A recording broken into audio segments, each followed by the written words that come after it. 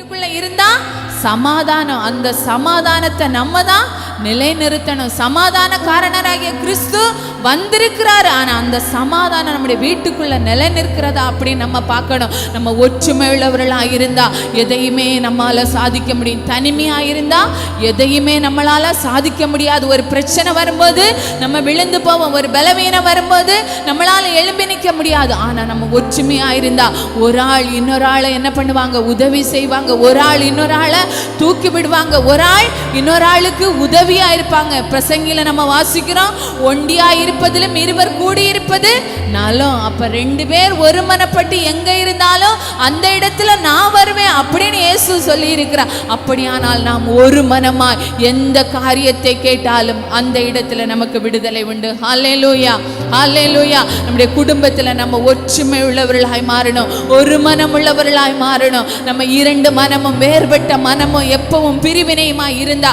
குடும்பத்துல சந்தோஷம் சமாதானம் வராது. நாம் எறும்பை பார்த்து கற்றுக்கொள்ள வேண்டியது அந்த ஒற்றுமை.